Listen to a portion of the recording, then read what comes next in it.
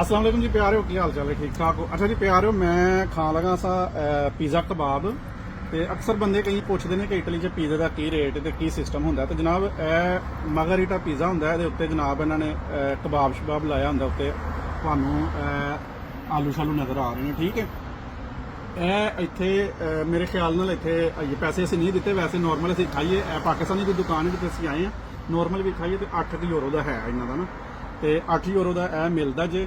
ਤੇ ਅਗਲੀ ਜਿਹੜੀ ਮੈਂ ਗੱਲ ਦੱਸਣ ਲੱਗਾ 8 ਯੂਰੋ ਇੱਥੇ ਬੰਦਾ 1 ਘੰਟੇ 'ਚ ਆਰਾਮ ਨਾਲ ਕਮਾ ਲੈਂਦਾ। ਫੈਕਟਰੀ 'ਚ ਅਗਰ ਕੰਮ ਕਰਦਾ ਤੇ 8 ਯੂਰੋ ਤੋਂ ਜ਼ਿਆਦਾ ਵੀ ਕਮਾ ਲੈਂਦਾ। ਅਗਰ ਐਗਰੀਕਲਚਰ ਦਾ ਵੀ ਕੰਮ ਕਰਦਾ ਨਾ ਤੇ 6 ਤੋਂ 7 ਯੂਰੋ ਕਮਾ ਲੈਂਦਾ। ਔਰ ਇਹ ਇੱਕ ਬੰਦੇ ਵਾਸਤੇ ਵਾਧੂ ਹੈ। ਤੁਸੀਂ ਵੇਖ ਸਕਦੇ ਹੋ ਅਸੀਂ 2 ਬੰਦੇ ਹਾਂ ਜਿਹੜਾ ਵੀਡੀਓ ਬਣਾ ਰਿਹਾ ਬੰਦਾ ਅਸੀਂ ਦੋਵਾਂ ਨੇ ਖਾਣਾ ਤੇ ਅਸੀਂ ਆਰਾਮ ਨਾਲ ਖਾ ਲੈਣਾ। ਨਾਲ ਅਗਰ ਤੁਸੀਂ ਕੋਲਡ ਡਰਿੰਕ ਲੈਣੀ ਤਾਂ ਤੁਹਾਡੀ ਆਪਣੀ ਮਰਜ਼ੀ ਹੈ। ਕੋਲਡ ਡਰਿੰਕ ਹੈ ਮੈਂ ਸਾਹਮਣੇ ਨਹੀਂ ਲਿਆਂਦੀ ਕਈ ਬੰਦੇ ਕਮੈਂਟਸ ਕਰਦੇ ਨੇ ਕਿ ਯਾਰ ਤੇ ਗਰਮੀ ਸ਼ਦੀਦ ਹੈ ਜਨਾਬ ਅੱਜ 32 ਟੈਂਪਰੇਚਰ ਇੱਥੇ ਚੱਲਦਾ ਪਿਆ ਤੇ ਤੁਹਾਡੀ ਸਾਈਡ ਵਾਲ ਜਨਾਬ ਪੀਜ਼ਾ ਕਿਸ ਤਰ੍ਹਾਂ ਦਾ ਜਰਾ ਕਮੈਂਟਸ ਕਰਕੇ ਦੱਸੋ ਕਿੰਨੇ ਦਾ ਆਂਦਾ ਹੈ।